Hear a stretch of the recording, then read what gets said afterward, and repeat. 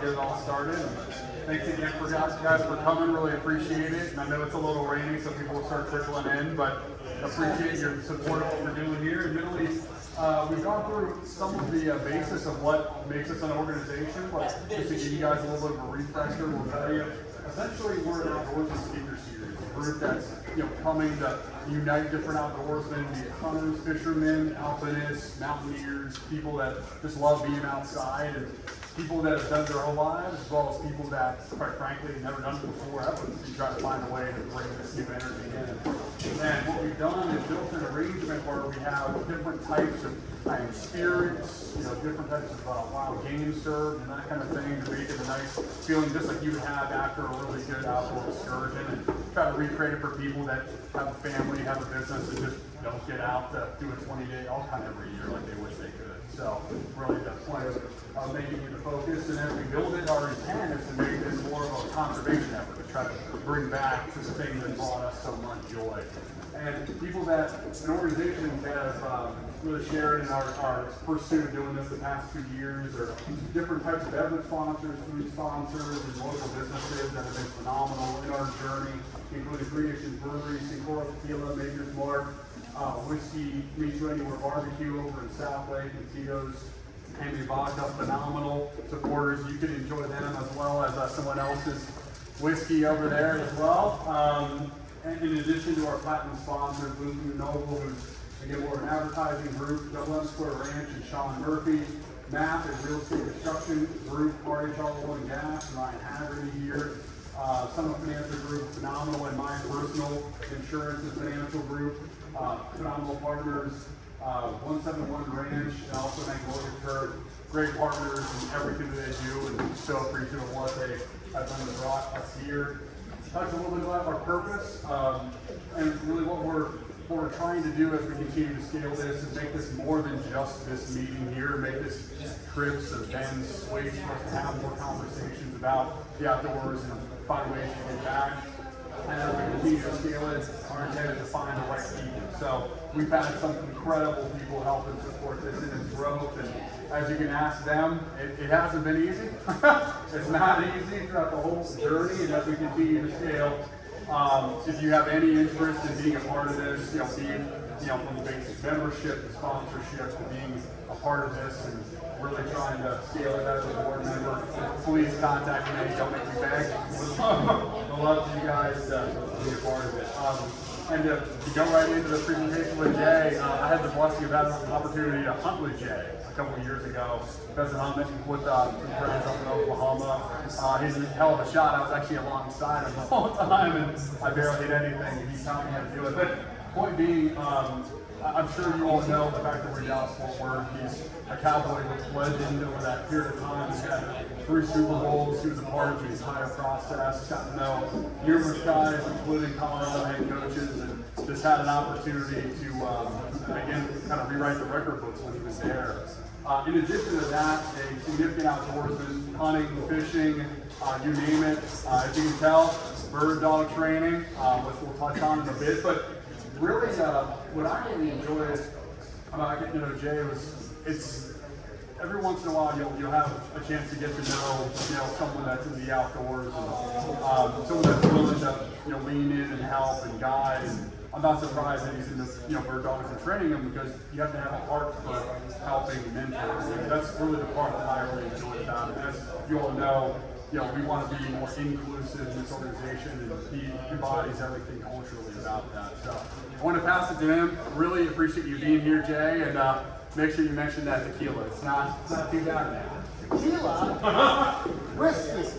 Oh, I thought you knew tequila too. Not yet. Not, oh, you're working on it. Going. Okay. Well, we got the whiskey over there, so do a little bit of tasting if you can. I'm going to tell you 2 things about the difference between football and hunting and fishing. Hunting and fishing, you can lie, you get away with it, you can't with football. So, what I'm about ready to tell you about everything is probably going to be a lie. Yeah, I grew up, my dad, he was actually a football coach, high school football coach, track coach. And I learned not only from him with the sports side of things, but also he was an avid outdoorsman too, hunting and fishing. And we used to cut our own wood for our fireplace. I mean, it was an amazing childhood for me to be able to grow up and to be associated with a dad who would do that. And mom was right alongside us, just every step of the way. So that's I was extremely blessed and very thankful for my parents. And that's one thing that some of these kids that are growing up now don't have that opportunity. And if we can all share a little bit of what we enjoy about the outdoors with them, I think that can change a whole bunch of people's lives. My wife is with me today. She loves coming with me on these things. Amy is her name, and she brought her 2 service dogs with her. They're purebred Labradoodle mutts. There isn't a specific breed right now that's called Labradoodle, so they're mutts. They got Hank is the one with his chin on the arm of the couch, and Buddy's with Amy snuggled up there. And they're amazing dogs. I grew up with dogs my whole life, and it's been, some of the things that we learn from dogs. We want to teach them everything, but we get so much out of that. And the outdoors, the horses that we have, the dogs that we have, it's a very special life for us that we enjoy every day. I'm sure some of you probably want to talk about a little bit about football, talk a little bit about hunting, outdoors, whatever. So, is there any questions right now that you have for me? And I know Richard has some. I'll start with one basic one, man. What do you think if Wyoming plays Colorado? Who do you think's gonna win that game? Oh, the Buffs are going down. What was it like playing alongside that whole team? Just the whole culture. I've been told that it was a really young team, and that's kind of what Jerry's been chasing since. Just the fact that he drafted a lot of you guys out of such a there's just a lot of energy on that team. Tell us about that.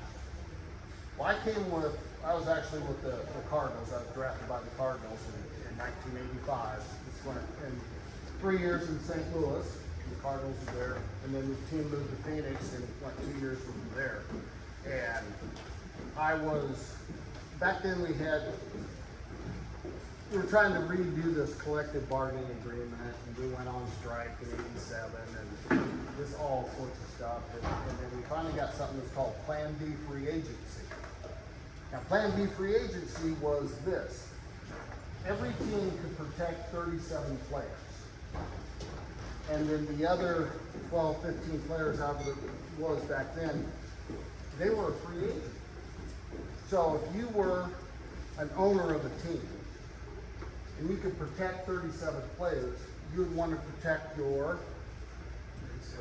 Talent. best. Yeah, Yes. the talent. So I was put on Plan B free agency. Oh boy. And that was after the '89 season. And so in 1990, when that year came about, I went and tried out for a bunch of different teams. And the only team that offered me a contract was the Dallas Cowboys. Now in '89, that's when Jimmy and Jerry bought the team, and Jimmy was head coach, and they were, they were 1-15 that year. And back then, the Cardinals were what you call a sorry team. So here I was, one of the sorriest players on one of the sorriest teams. And the only team that offered me a contract was the sorriest team in the NFL. So I get in, and I remember so vividly my first meeting with the whole team at a mini camp. I go in, and these guys acted like they just won a Super Bowl. I mean, they were cocky. I mean, it was just, I was like, yeah, we're the Cardinals. We beat you twice, and we sucked. But ended up being very, very confident players. Yes, they were cocky, but they were very confident too. And the only reason that team that we had built the reputation, built the ability to succeed was because of the confidence, and because you have, in order for anybody to be good in sports, you have to think you're better than the next guy. Because if you don't, you won't be. So that cockiness is confidence, and you have to have both, but you kind of have to mesh them together in the right way to be the right person, to be a good person. But yeah, it was, I don't remember what the exact question was, but going in, you know, that team, there was something special about it. And I was very blessed to be part of it. Have you always had a deep love for the outdoors? Talk about your childhood. Has that been a big part of your life? I mean, I remember I wore glasses when I was a kid. I had horrible eyes. And I remember we were up in South Dakota where my dad was coached up there at a small college up there where he actually graduated college from. Here in South Dakota, of course, South Dakota was professors and everything. And I remember as a kid, my glasses always fogged out. So I'd like put them in my pocket when we were out there pheasant hunting, and I wasn't able to carry a gun at that time. And I lost my glasses. Of course, mom babysat for a living. Dad was a teacher. You know, we had no money. We had 4 kids, no money and everything. So I knew that I was going to get in trouble big time for using my glasses. And I told Dad, I said, I lost them. And he starts getting all mad. He said, I'll go find them. We're out in this cornfield. And I tracked my tracks backwards the whole way, and I found them glasses. And that's when I knew. Here comes the lies now. That's when I knew I was. What else? Yes, sir. What was it like playing for Jimmy? I love playing for Jimmy.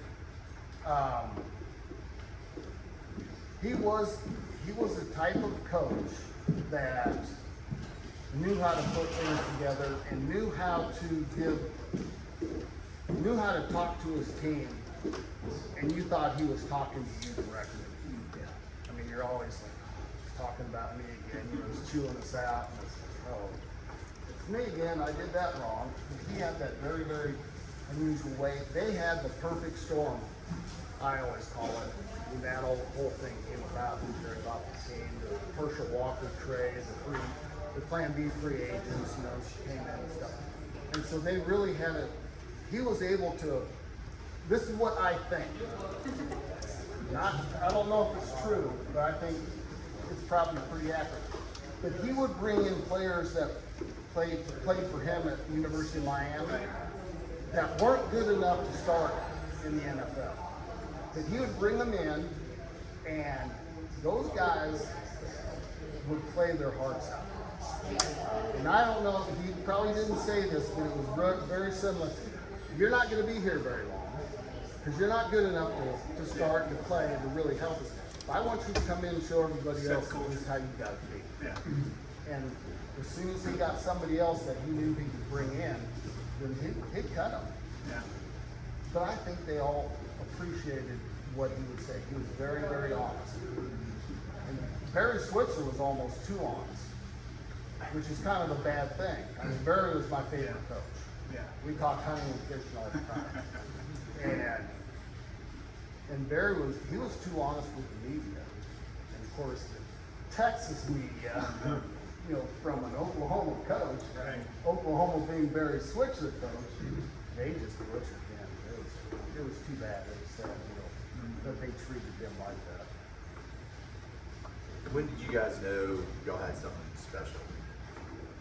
Or was it like an instant click, or were we all just sitting there like, man, we could? When they after our first game with Norv Turner as our offensive coordinator, we fit his offense. I mean, he was looking at the chops to get us too. I mean, I think he just went, wow, I came into this. I mean, these guys are very, very special individuals. And as a team, we can go a long ways. And I think we all felt it that first year, the second year I was with the Cowboys. With 91. 91, yes. When North came in and we started running that West Coast offense, and really it just fit our personality. The only thing was North liked to have 2 tight ends. And we could never get a second tight end that was smart enough to understand where to go and where to be. Because in that offense, the fullback and the tight ends had the most responsibilities and had to understand the plays more than anybody else. Because we were always moving around and shifting. 2 tight ends were in, and the tight end, the fullback, and then so everything was pretty difficult. Were y'all reading coverages then for the tight end and the fullback like they are these days? Were we what? Reading like the defense's coverage? We had to be masters of that. I mean, that's been going on for a long time. These days, I think it's a whole lot less. They try to beat the other team with X's and O's. Okay? They'll say, this is the play we're running, and if the defense is this, quarterback, you're going here. And they just try to match everything up. When we played, it was, okay, this is what we're running, you stop us. I've heard that before. You stop us. And then if you can stop this, we got something else that'll trick you. Or, and Troy was very good at reading the defense and saying his progression, this. And nowadays, I just think it's more X's and O's, and they don't rely on the individual player to beat somebody on the other side. And we had to beat them, which I like better. I mean, I would not like an offense that you just get to this spot at the right time, and you might get the ball and you might not. All right, you try to cover me, I'm gonna beat you. So I got a question, and I've been thinking about this since an interview I saw with Dion on Monday, and they asked him when he knew they were going to beat TCU, and his answer was when we left Boulder. And I've seen Steve Spurrier say the same thing when he was in South Carolina and they beat Florida. It's like, oh yeah, we just knew before. So you've been on the Pro Bowl numerous times. You've won Super Bowls, Hall of Fame in Wyoming.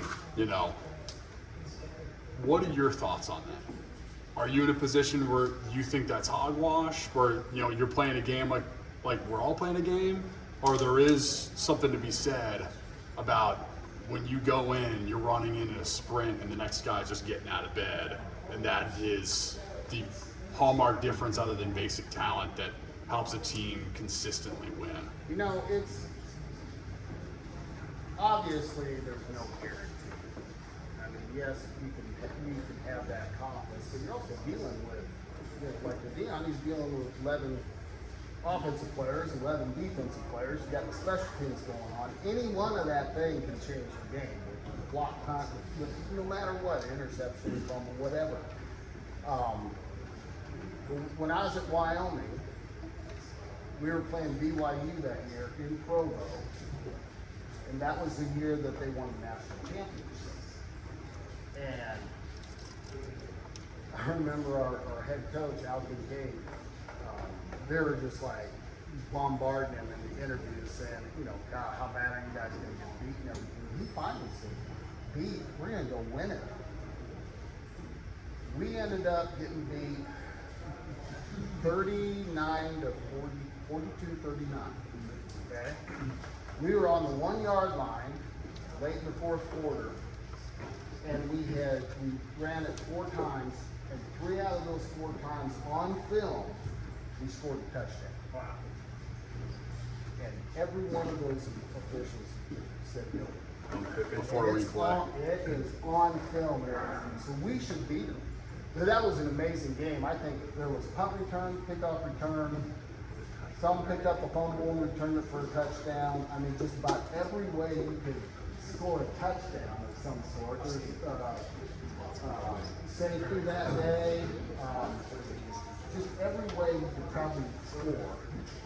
Maybe, I don't know, maybe the kicker picked up the ball and ran it for a touchdown. It was just amazing. It was long runs and everything.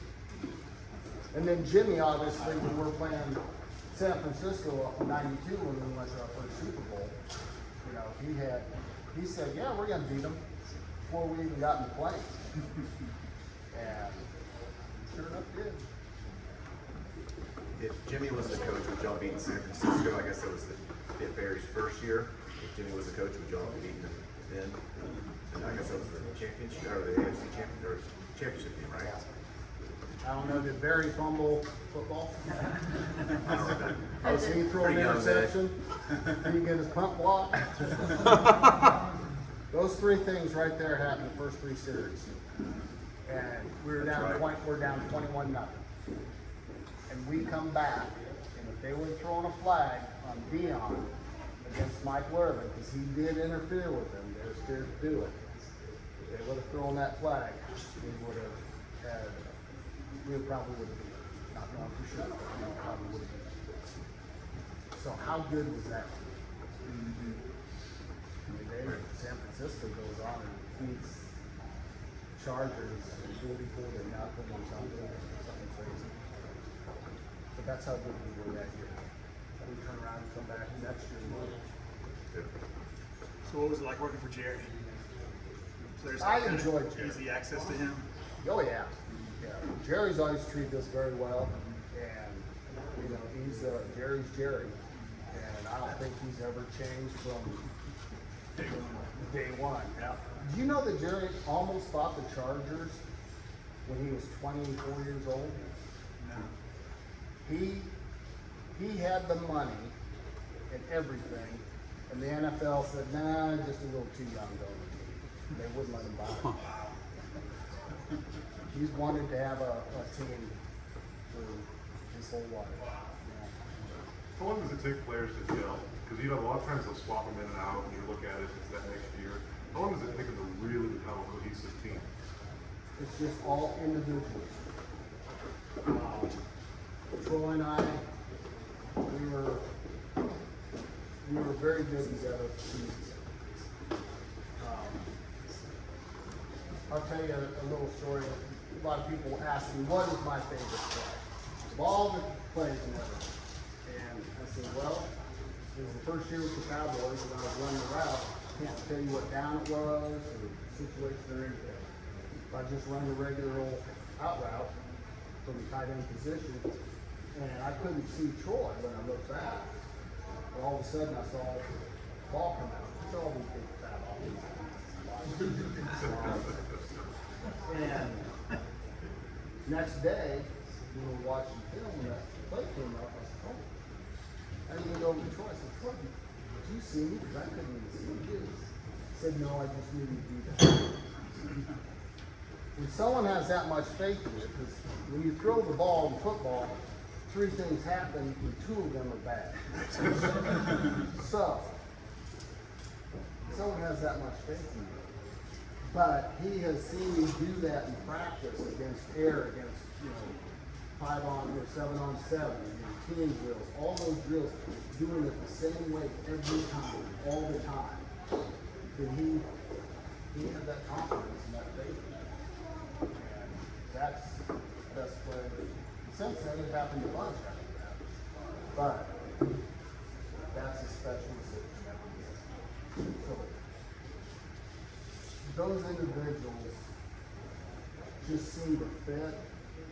And when you can get a bunch of those individuals seeming to fit, that's when you got a good team. Yes. I think a lot of people that follow the Cowboys know that you're an avid, outdoorsman. Was there anybody else on the team while you were playing that shared that kind of love for the outdoors, like to hunt, like to fish? Did you talk about that kind of stuff with other than Barry? Yeah, just basically Barry. Dion liked to fish. Dion liked to fish. It's a bass fisherman. Jimmy loves to fish. Yeah, he loved the saltwater fish. So out of it all, you was it hunting, fishing, bird hunting, big game hunting, offshore? Just go find a good stock pond somewhere. When it comes to fishing, I like to catch fish. I'm not that much. It's called on- catching at that point. Yeah. I tell you what though, y'all right here, how many ever fished for marlin? So you're looking at the best marlin fisher in the world. Ever.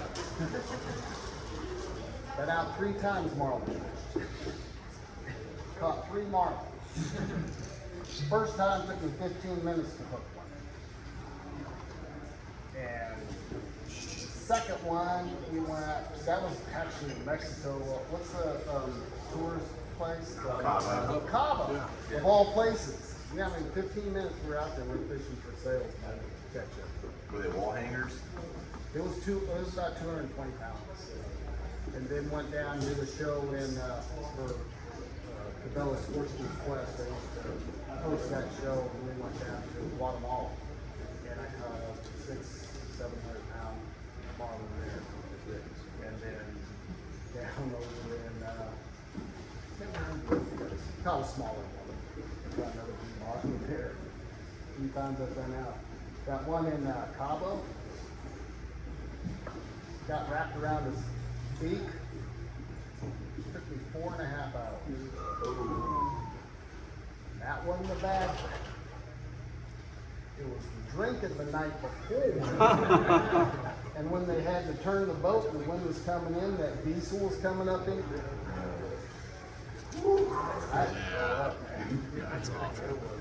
I tried to break that. I cranked them on that drag, and I tightened it down. I tried to break that line, so I didn't want to fit. And I was standing up the whole time. When we were fishing for sales, I stood up the whole time. But once we finally got it up, it was worth it. So in the hunting game, what makes you lean more towards bird dogs and, quail hunting, that kind of thing versus big game? You know, if I could only hunt for one more thing one time, I'd probably go back to bear hunting, brown bear hunting. And if I could only hunt one thing for the rest of my life, I'd bird hunt. I'd have my dogs and just do that. But like I said with Dad, I mean, we bird hunted all the time. We duck hunted, goose hunted. We whitetail hunt, mule deer, and we did it all. As much as we could in South Dakota, Nebraska, and in Iowa also. And so it's just something my wife goes with me quite often. She only gets one bullet for a reason.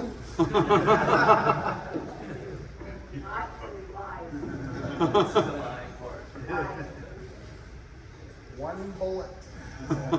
What's the name of your gun again? Blackjack. Blackjack. Blackjack. What caliber is blackjack? Really? Jay, what kind of dogs do you have? I have an older German Shepherd Terrier, and then a younger English Setter. And I've always had labs growing up when we were kids, because we did everything with duck hunting. And one year I've always been intrigued with the English Setter. I just think they're cool, And so when I was playing ball in Arizona, there was a place down there that leased birds, and they had setters, and they would raise pups and sell them. And so I decided, I want to try a setter. I've never trained a pointing type dog or anything. So I got this female, and she was the sweetest thing in the world. And just was in your lap or not. In your lap or not, that was it. And I thought, well, it's pretty cool dogs. I'm going to get a male, and then I'm going to breed them. So I went back to the same place, got different pedigrees and the whole thing, and got male setter. And he was the easiest thing to train. And he would honor from 2 miles away, which is a problem at times. And he's like watching all the other dogs, like, oh, they gotta go hunt. And he was a good hunting dog. And I had raised a bunch of pups with them and everything. And all these pups, they're just the sweetest. in your lap, loving you, licking you, I mean the whole thing. And then I got this younger setter pup and thinking, these are setters, man. They love people. I get him home. He's gone everywhere. He runs everywhere. Come here, Barley. I call him Barley. Barley, come here. I mean, he would not come to me. I was trying to get him back in the kennel and the whole thing. This dog is there for one reason, that's for him. He wouldn't do anything else. Now, what is he, 2 years old? I think he's 2 years old now. And I've been working with him a little bit, and now he's finally starting to be that lovable type, and he comes up to me. And I still have to trick him though to get him up. I can see him. Here's a treat. Please come back. And he's a hunting machine. That's all he wants to do. He's a fun critter. He knows we live on about 100 acres, and we got cross fences and this, that, and everything. Some of it's mesh fence and everything. That dog knows every hole to get under any part of that place. And you'll see him go someplace and on the other side of the barn, and you look up and he's over here. I mean, he is all over. He's the funniest thing. How about your kids? Did you raise them in the outdoors? Yes. Didn't have quite the opportunity, you know, 'cause some of the stuff. I have a son, 26, you said? Allegedly. Yeah. And then a daughter that's 20. I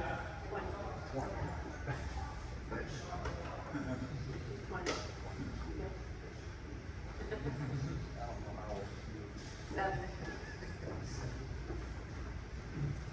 Hey, it was fun watching the Cowboys last weekend. Is that an indication of maybe better things this year? Hey, they're gonna win a Super Bowl just like every year. There was a spark. It was fun watching them. I really felt like I hadn't seen them play like that in a long time, it seemed like, you know? I didn't even watch the game. Did you not? That defense was They're amazing. playing. Did you know they're playing? Troy on the ticket this morning kept a pretty cool pace about it. You ever listen to him when he comes onto the ticket? I have never listened on the ticket yet. What'd he say? Well, they were kind of giving him more hard time, asking if he was going to join Michael Irvin on the sidelines this weekend on Saturday more than anything else. Michael can be Michael. Yeah, Like every time you see him. every time. So go back to the hunting side of it. Is like the older I've gotten, the more I've sort of like it's actually hasn't been recently, but I had the opportunity to go hunt with my father this past weekend in Midland, dove hunting. He's 84, gonna be 85 this year. Just, you know, for me, hunting dove is some of the best. I mean, that's my, like you said, if you could do 100, for me, bird hunting 100%. Dove hunting in South Texas or West Texas. But that being said, like seeing the dogs work sometimes is half the treat as well, whether you're shooting or not shooting. So do you see it pheasant, retrieving, or just duck hunting? I like more of the upland bird hunt with them. It's just, those good duck dogs, you know, pretty special and everything. But I don't know, those upland bird duck dogs and setters, pointers, Right. you know, I like that. There was an article in a magazine called Cubby Rise about the Irish peg dogs. Have y'all, anybody? Yeah. Pretty interesting about how they basically will have dogs that will push the birds to you, and have another set of dogs that are next to the hunters, the retrievers, and it's pretty interesting about how they train the dogs to be patient enough not to point, but just to retrieve. And they're basically, weren't they mainly setters in Brittany's, I think is. So I used to do that with my dogs, like with the labs when I was growing up. I would hunt with them because those dogs, if they get out in front too much, and then they smell that bird, they turn And come back at you. if they miss it. because they usually will miss it because the wind's going with the wind. And so it'll be the same type of thing. You have to go birds back too. No one would ever think. Makes They thought sense. I was crazy, but I'm a genius, aren't I? Got a doctorate, you know. Common senseology. Doctor in outdoors. Jim, why Texas now, with all the places you can be, and where you've hunted and fished, why you choose to stay here?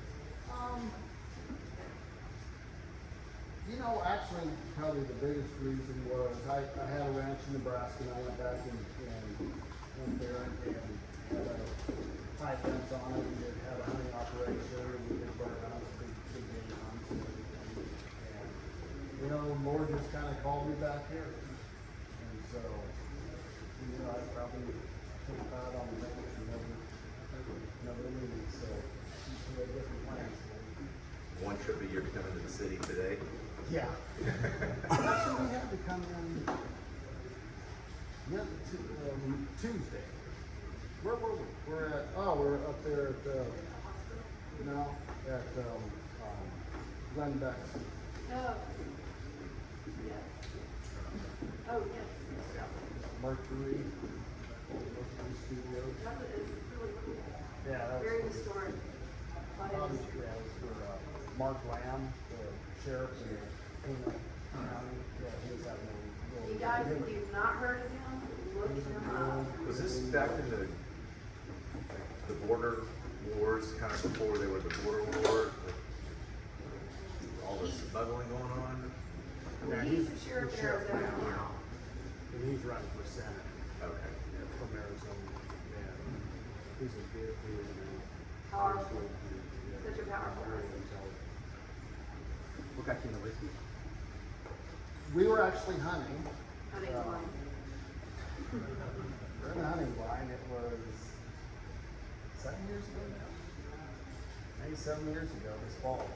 And I think I had some Woodford and he made some champagne or wine or something. And I just went, you know, I'd love to have my own whiskey. You know, that cowboy looking, you know, feeling that go through the battling doors and slapping your Winchester on the bar and then hit that ball. Whiskey. You know? It's so cool. And I like it. And so that kind of, okay, let's start looking for places. So we started. It took about 5 years to get us, finally found somebody that makes it and does a great job and helps us out. Because, you know, I just pretty much like drinking it. Not even what else, you know. You make it. Don't tell me how you do it. But he really took us under his wing, helped us out. He's down in Waxahachie where he makes it. It's been fun. It's really It's good. a lot of. We normally just do like the small mom and pop stores, and they're such good people. It's like every time you go to one, it's like they're our favorite. Yeah, and you go to the next one. These guys are so cool. So it's been fun. We've helped them out. When they make good money that day, and obviously they help us out. How many barrels or cases, I guess? Well, when we go to a location, I usually require 40 cases. How many production cases do y'all do? Or is it barrels? That'd be production cases. We've done about 4,000. Annually? Or Last couple of years, yeah. This year we kind of slowed down a little bit. We had open heart surgery in January because of some silly things she was born with. So far, right now, today, look at her. yeah, Right now, glad today. you're with us. Right now, today, there has never been anyone that they know of in the world that's alive that has her condition. The only time they've ever seen it was to do an autopsy on children 2 years and under. She shouldn't have even and we didn't know till January. Wow. Found out in January. I always tell people, if you don't believe in God, you're the prerogative, but you hear the full story and you'll become a believer. It's pretty miraculous, because I'm 54 years old, and to not ever know, and then, I don't sit down, I mean, we do lots of stuff, you know, and to be able to go through that, so anybody that's ever challenged, it's, have faith. Amazing. That's right.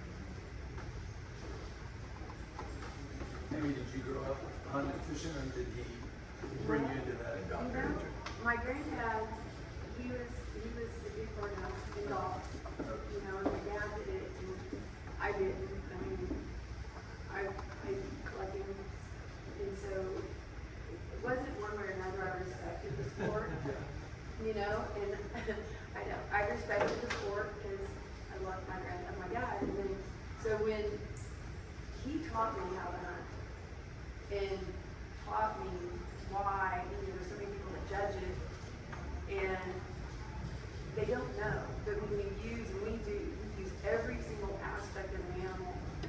You know, I mean, the dogs eat, we do too, but the meat and the bones, and we use the hides and everything, and so I learned a great respect for that. And the first animal I ever shot was a barbell, and it was amazing. I'll tell you, how far it was, what'd you say? It was far. Oh, I mean, 1,000 yards. and we had to hike up the hill. And I remember he said, and it was laying down, and it's still alive. Oh my God, it's looking at me. And he's like, I'll shoot it. And I'm like, no. I said, if I'm gonna do this, I guess I have to do this. And I cried, but then that was it. And I shoot it. But, One bullet. good shot. Yeah. What advice would you give us for our wives to get them into hunting and fishing if they aren't already? You know, I'll tell you what. Strong bird. We have the best time, just the time together. You know, we came up with the whiskey, we've come up with so many brilliant things. I don't know how brilliant anybody else thinks they are, but we think they're brilliant. You know, but it's fun. It's a time that nobody else can tug at you and pull you away, and you spend the time together, and that, to me, that's the best. And I've got over 100,000 pictures on my phone, and it's of nature and animals and, of course, family, but I love looking through a scope, but I love looking through the lens of my phone at the pictures.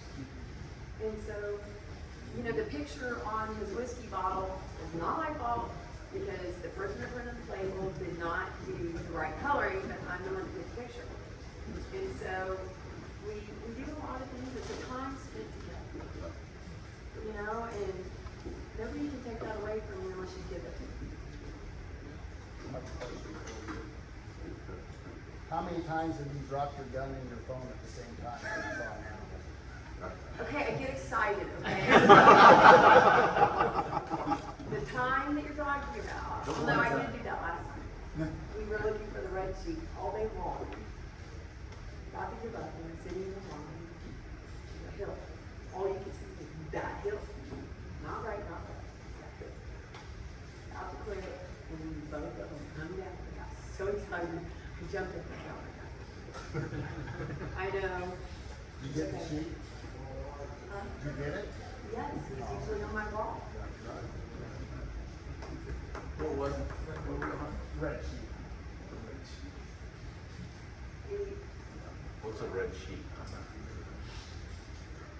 They would be like, Was it mouflon? there's, a red sheep and mouflon are very similar, but they are two specific different breeds. So they're imported, exotic type of thing.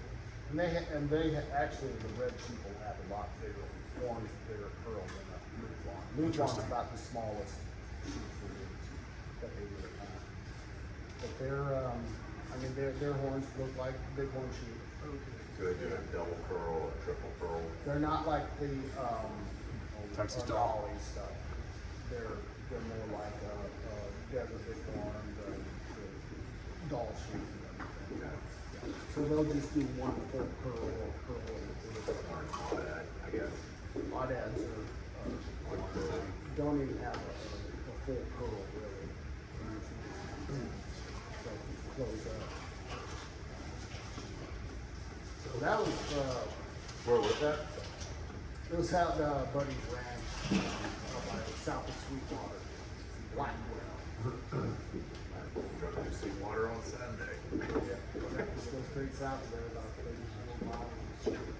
Nice little windmill blade. Yep. Introduced you to the town. Yep. Jay, what's the bear hunting story? Where did you get the bear? I went, the first time I went brown bear hunting, went with a group of friends and people I knew, and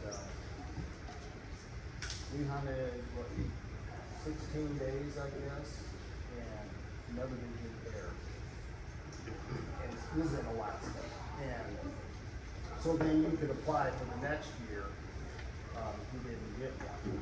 And so I had I got drawn again, got another tag, and that year I went earlier in the spring, and right when the bears were coming out of the dens, and you fly around in a little super cup or guide yourself, and you just look for bear. And then you found one that you think was big enough, whatever. Then you land, you have to spend the night because you can't hunt the same day you fly in Alaska. And then you sleep out on the snow and in a little tent, and then try to look for bear on snowshoes.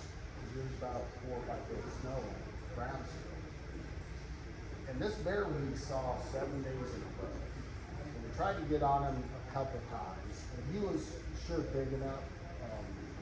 Wasn't, like a record trophy bear by any means, but sure big enough. And then the 7th day, he killed a moose. And when you're up there in the spring, you want to kill every bear and every wolf in the country.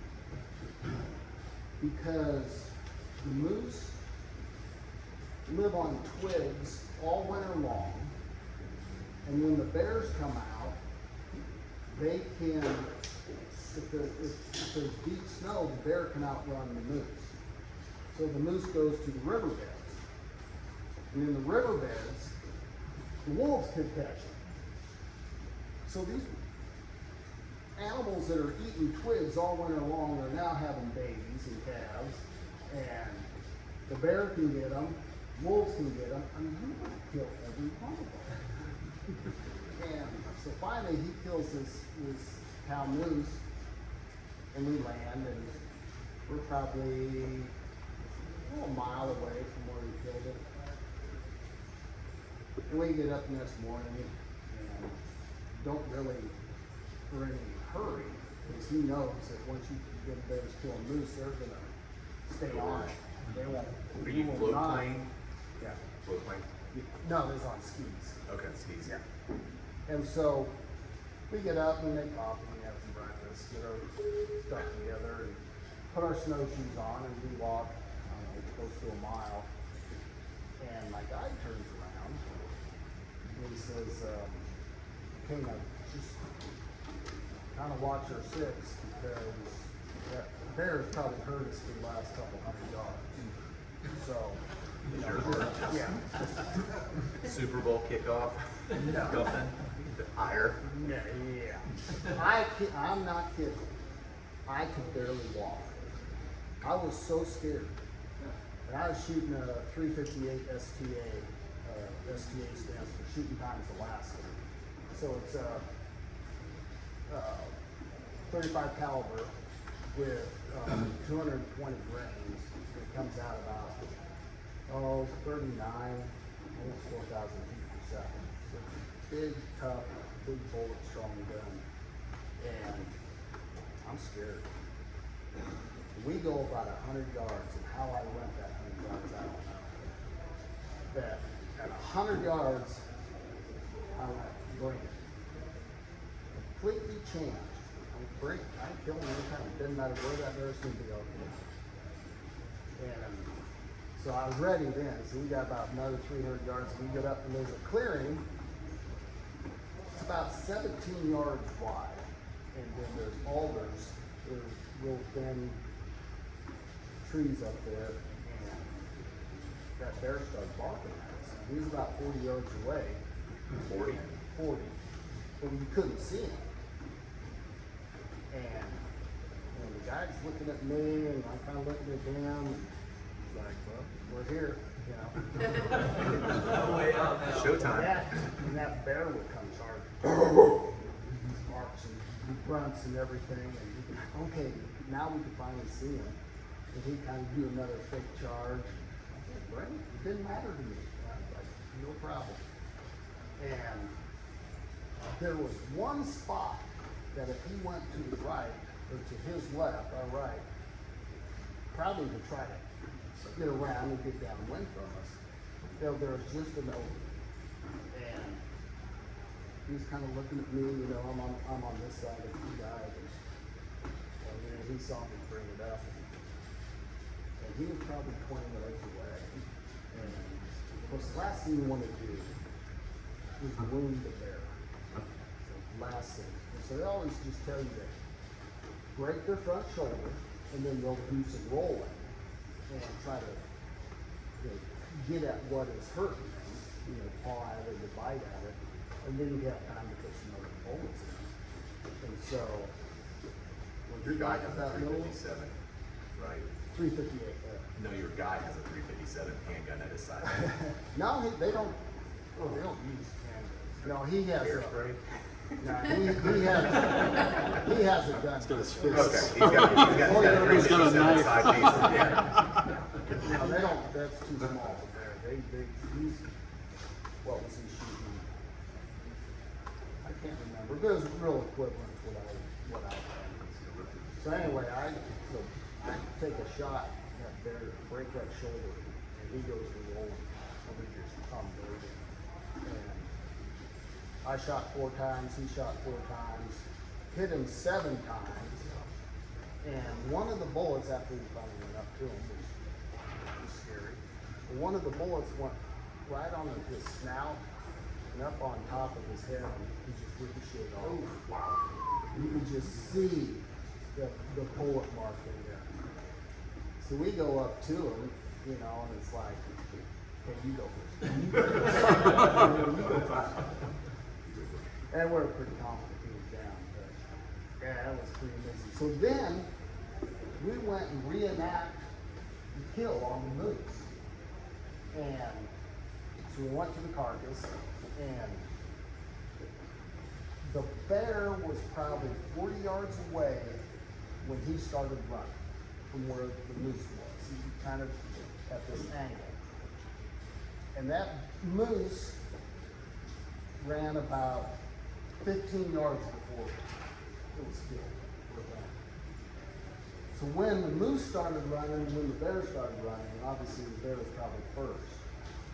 So if he got a couple strides in before, that's how much distance he got to that moose before he killed it. Now this bear it ended up squaring out about 10-2. And anything over 10 is kind of, you know, like a really nice bear. He was probably 20-some years old. He was a smart bear because when he killed the moose, the first thing he ate was the unborn calf. He went in and pulled it out, and there was a pile of small bones, and those bones aren't all developed, so they're soft cartilage basically, and in a little pile. And he just sat there and Moose cleaned bill. that off. Moose bill. Yeah. So the guy's like, well, this bear has done this for many, many years. He knew that the most nutritious, because they can't eat very much when they come out of hibernation. Their stomachs are all, they just don't eat that much. So he went for the most delicate, most nutritious things. But I tell you what, I was scared. I admit it. When you compare that to your time hunting Dall sheep, I know Alaska's gnarly as it could be, but what was that experience like? The actual killing of that Dall sheep that I killed was easy.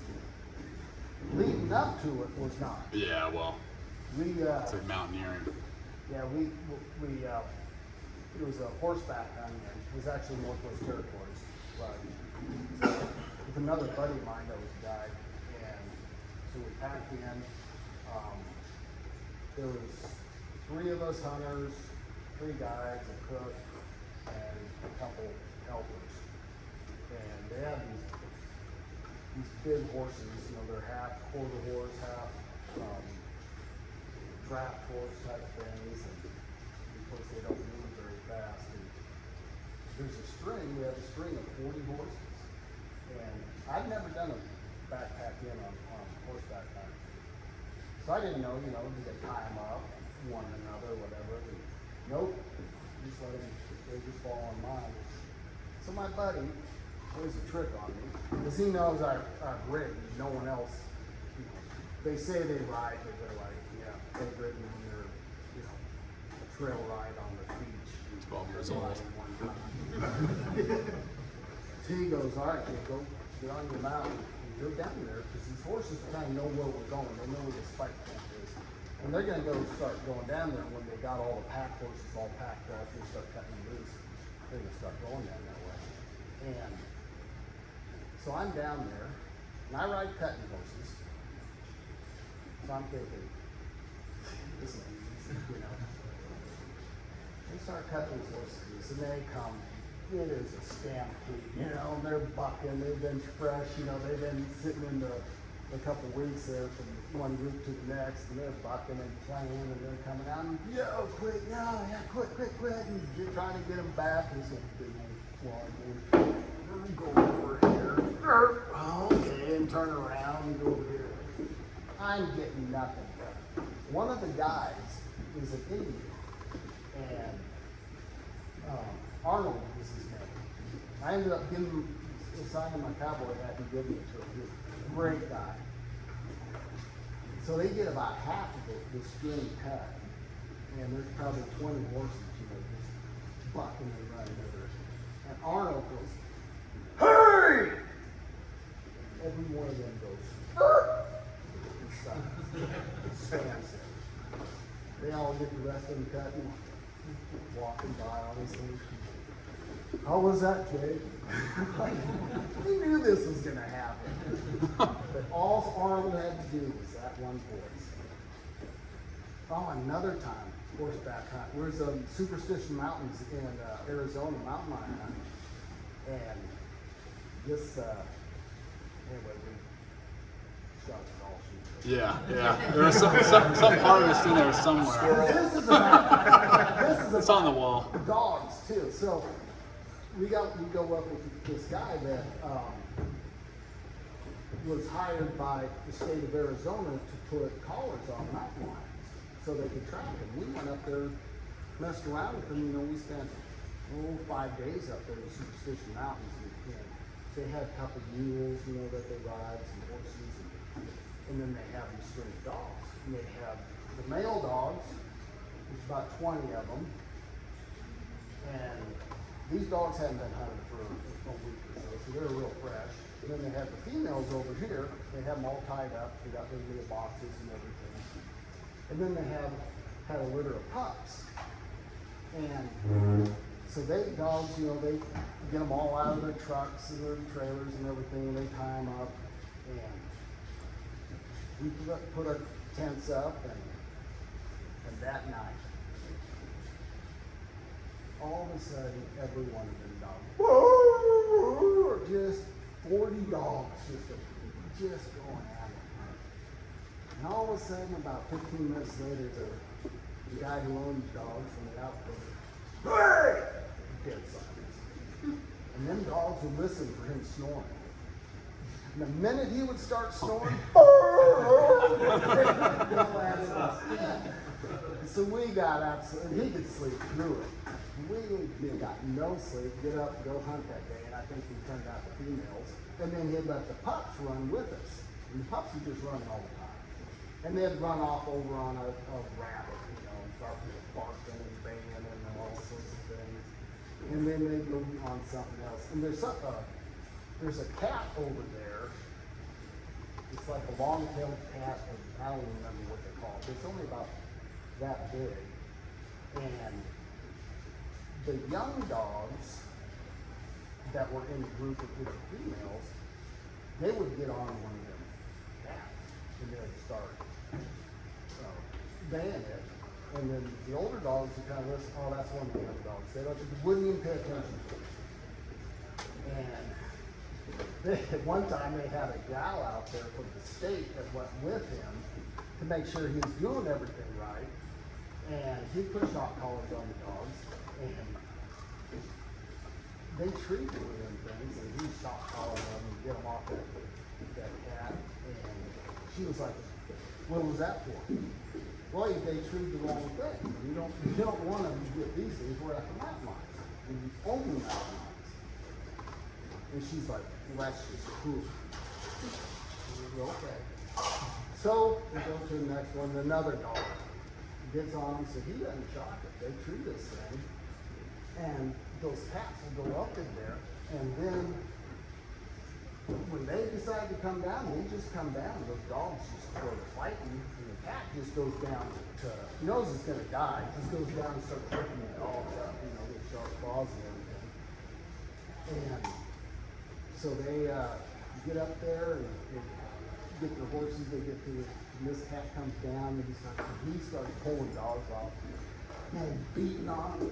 Quit doing that, just going to this gal. It's just like, didn't use the shock collars, and he's going to beat on them. Get back on their mounts, take off.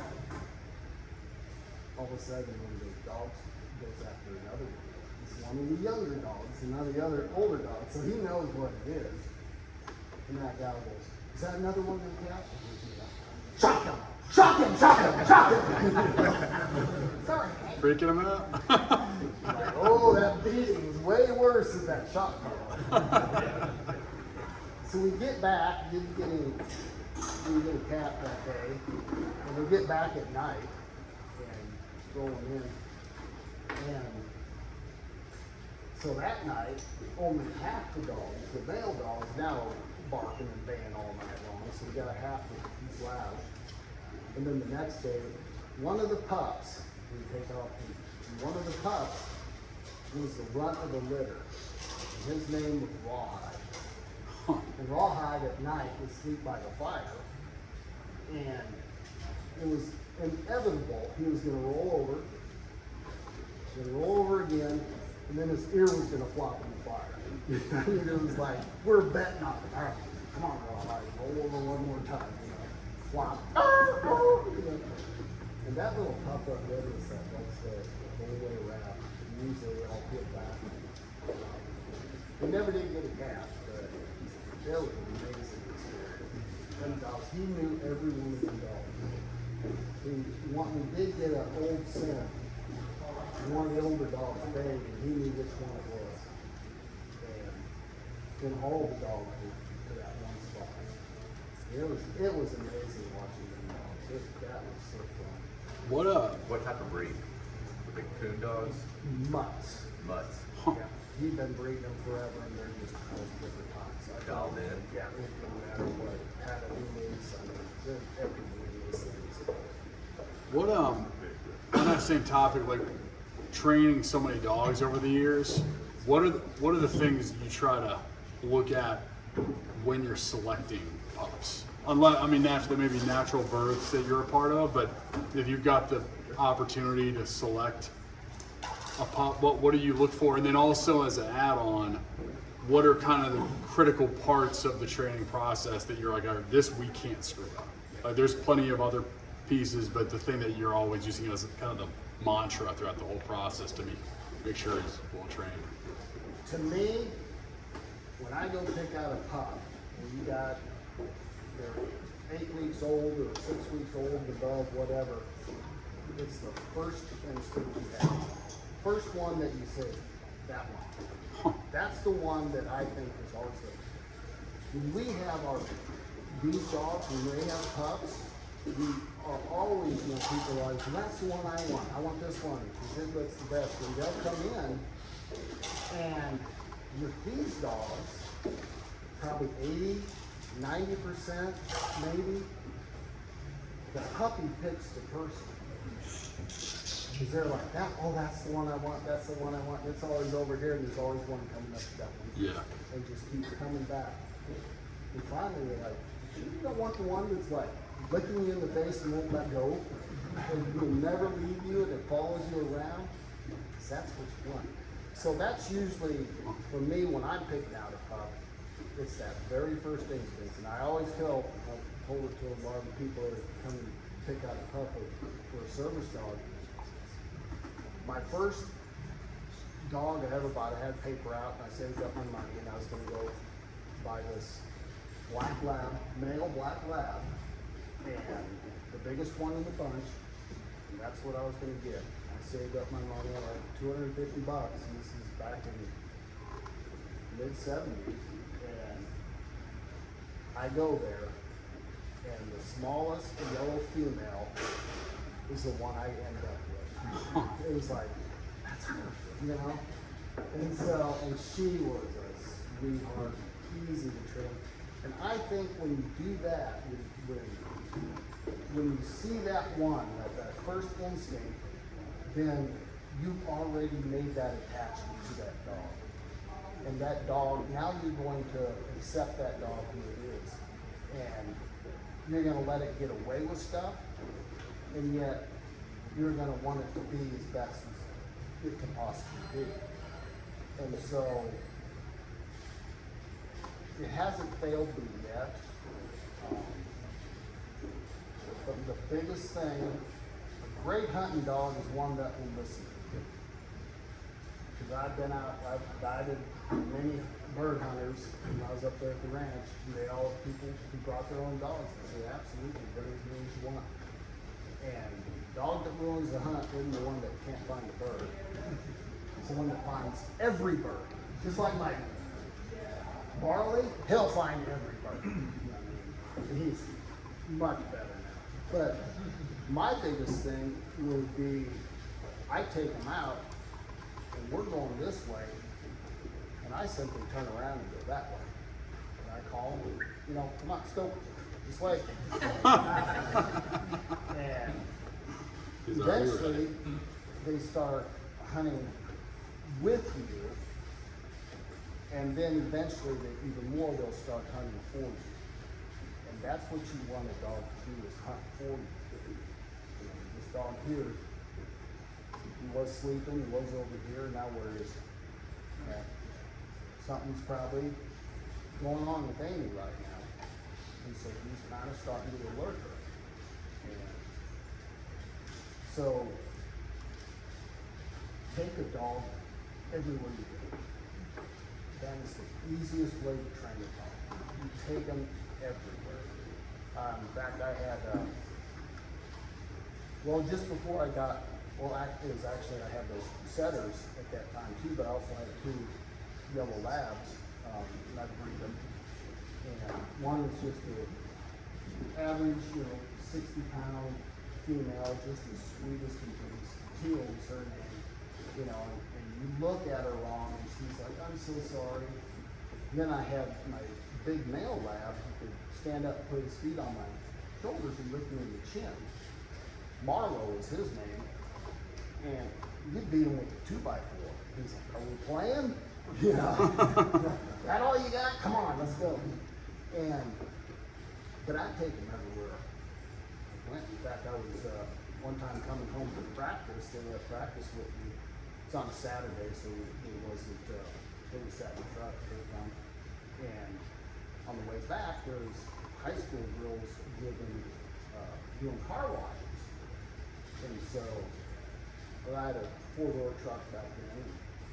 I don't like washing my truck, so I pull in. I said, I'll support the cheerleaders or whatever, the volleyball, whatever it was. And so I get out, and the dogs get out of the back. And we're sitting there, and I don't know what I was doing. And I turn around, and it was right around lunchtime.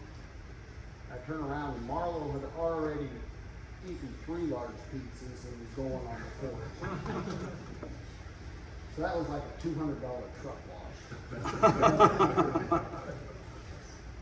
That dog had no personality. He was the biggest in the litter, So I finally got that one, you know, wasn't black but yellow. And I finally got that one. He had a personality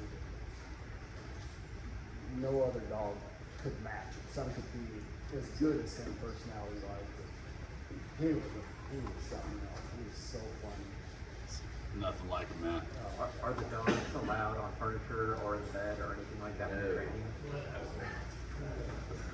The more they're with you, the better they are. I was going to bring my German Shorthair, which is a lot nicer minded than these dogs. Seriously? No. I sit here and listen to everything you say, but when she is locked out of the house, she hurls all 60 pounds of herself into our bedroom door on the outside, goes around to the front door, hurls herself into the front door, goes to the garage door until you let her in, and screams and whines at you. That's not really good. That's high maintenance. But when you let her in, she won't move off the couch. She's terrible gas. That's a family member. I got a picture of her in the cockpit of a private jet going up to Nebraska. She'd get out of the cockpit and sit down. And We've got her in charity as an option. You know, aren't that right? Yeah, she's been a good dog. She goes everywhere. You know, like Marley, I can't really have him go anywhere with me right now because I'm fairly lucky to get the dog to come back to me. But finally, right now, you know, I'll have, like when I go out to feed or go do stuff, you know, and I get my little golf cart and I start taking off. And he'll run out there and he'll stop.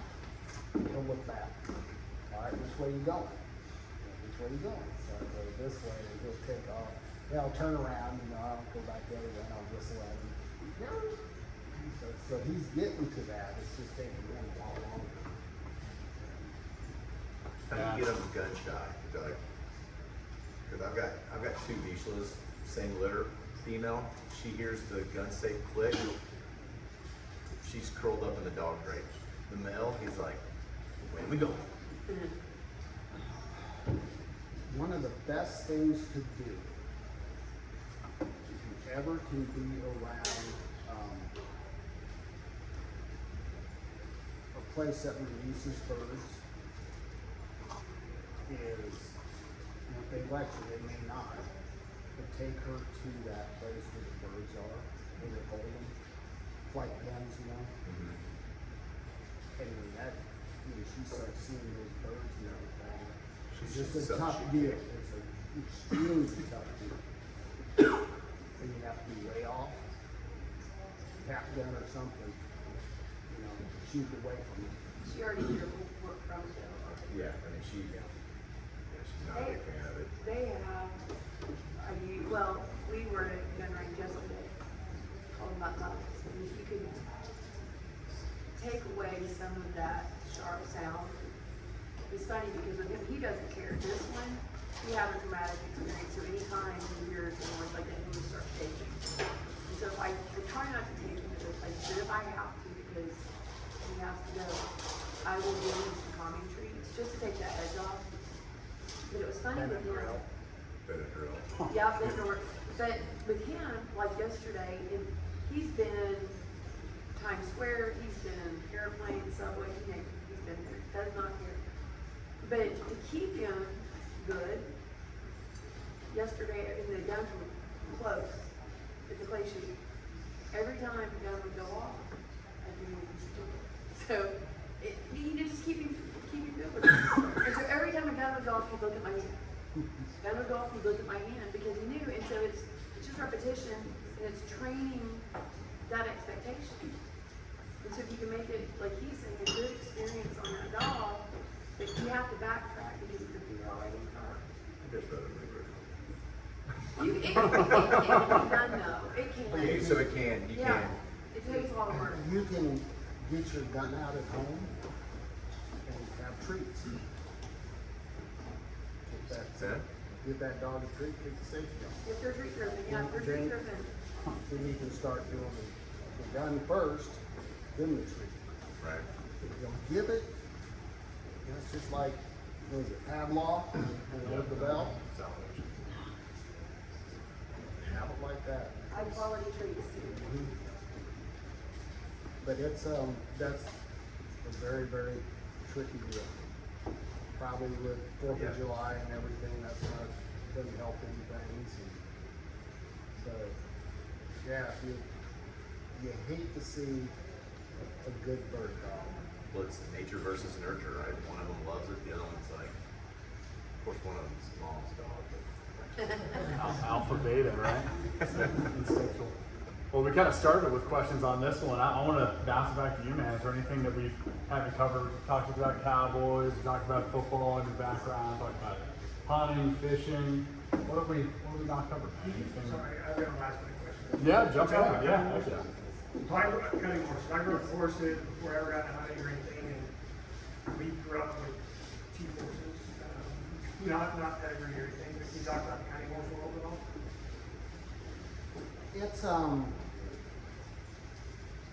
It's one of the most exciting things you can do. There's something about being on horseback and having the horses trained to run over here, stop a cow, and then run back over here, stop a cow. It's like playing basketball, and you're a defensive player. But basically, that's what the cutting horse does, keeping that cow from getting back to the herd. The feeling though is, it's just really, you can't really explain it. And I don't know why that is. And it's so cool, especially when you get a good one. And they just bend those front knees and they just get down and you can just feel that horse just is right here on that cow. You go over there, the horse beats it to right there and stops. It's just something about it. Unfortunately, I've really never had a good horse. Mine's 29, it's past its prime. But this year I have a 3-year-old in training, and he's right now he's pretty special. I mean, he's going to be, things keep going the way they are, which they should. Never know what's happening. But he should be a nice horse for me for a long, long time.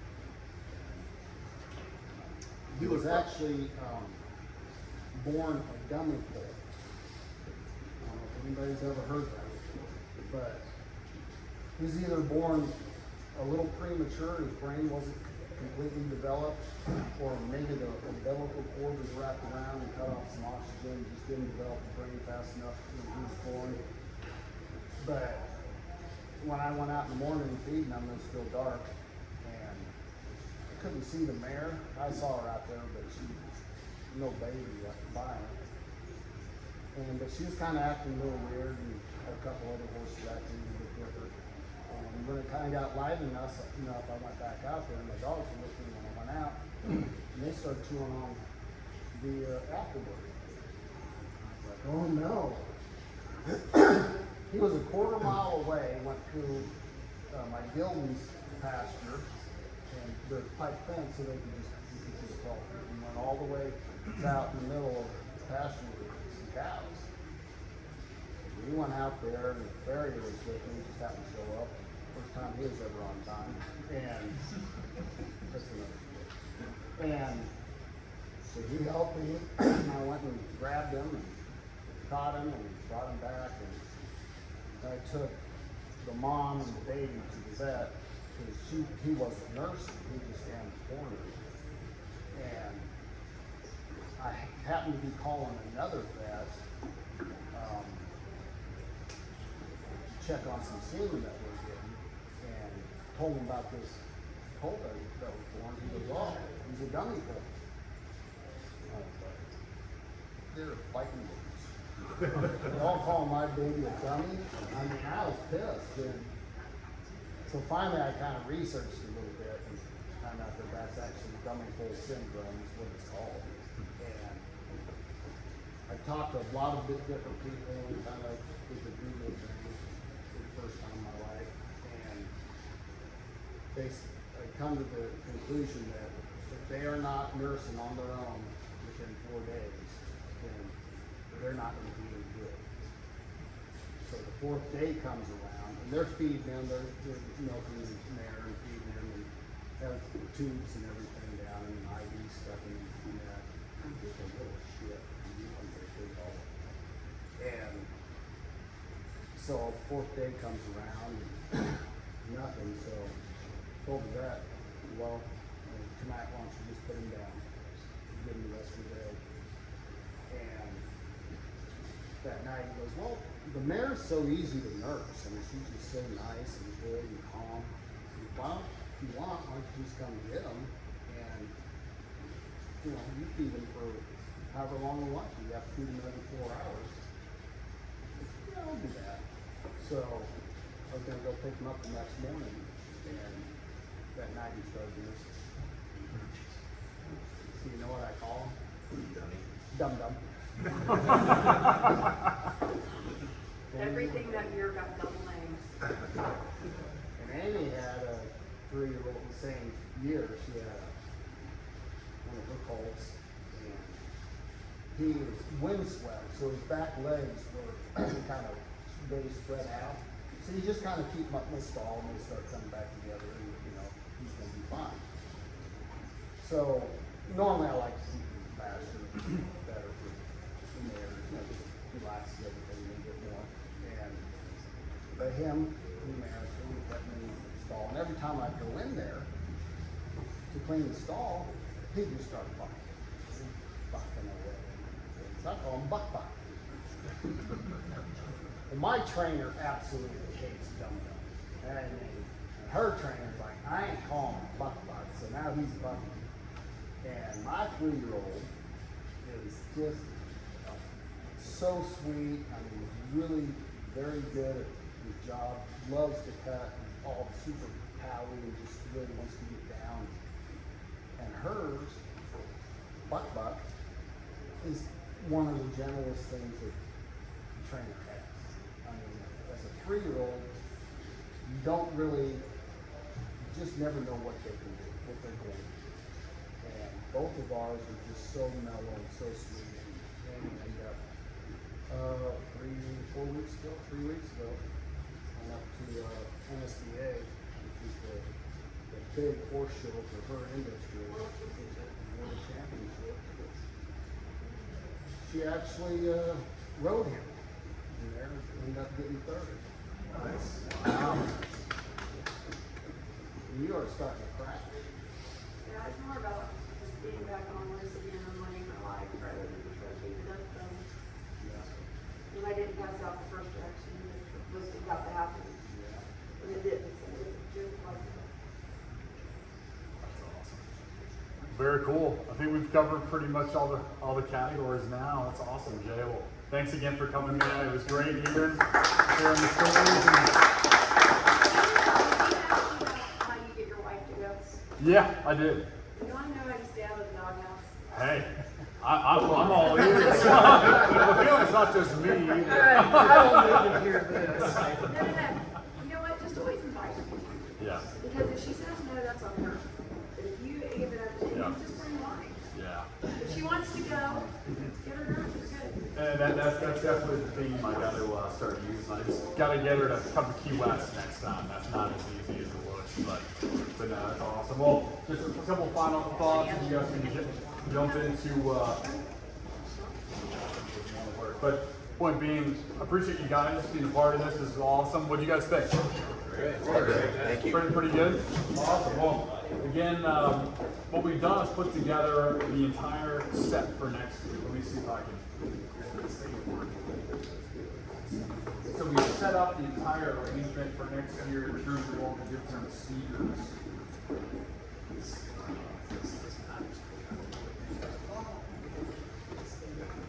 I want to say one thing, you guys. With your hunters, we have a really cool 550-acre ranch in Meridian, Texas, that started hill country, and we're selling it. It's just that we need less to manage.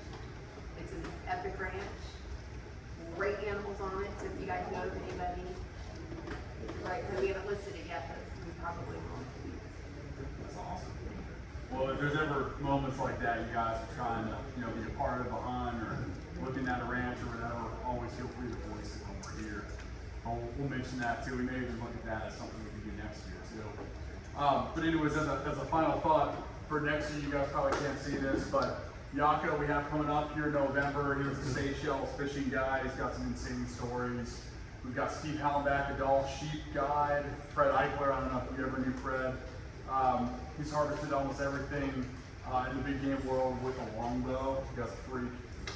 Zach Weldon, a videographer from Stone Glacier, gone from all over the world from the saltwater fly fishing perspective. He's the guy who hosts a lot of the films that Stone Glacier has done. If you haven't seen those, check those out. Darrell Smith, big bird dog trainer as well. Done a ton of the quail world and been a part of Cubby Rides for a while. Dave Hahn, he's climbed Everest more than any other non-Sherpa on the planet. The guy's a freak.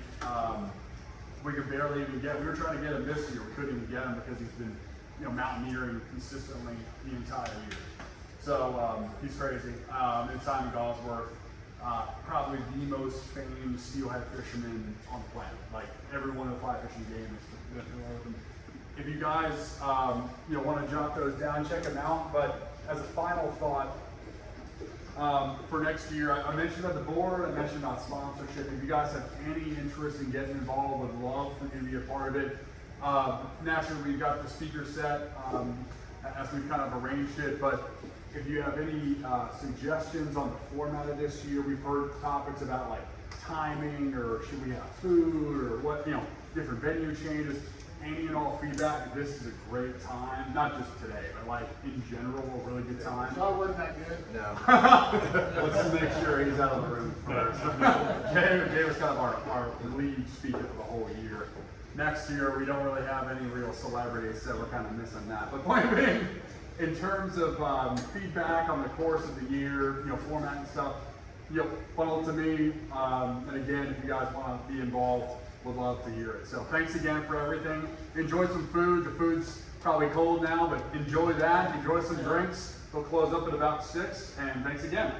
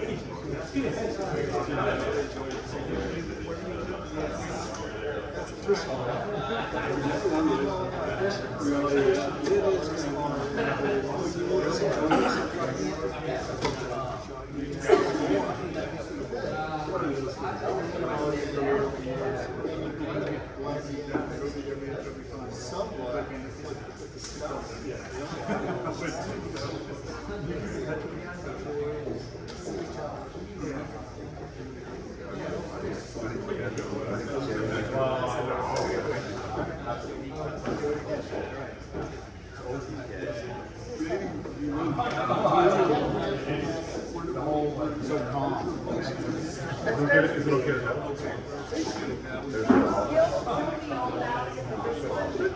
Usually we like I had one cats that were going to fight. They were like male and female, so I got 2 goldens in the house. Many goldens, that's why they're absolutely nuts, especially the little ones. Really? Oh yeah, they're crazy. Well, the older one's like children, you know, it's 15 months old. My little one's like 6 months. He's chewing all the edges,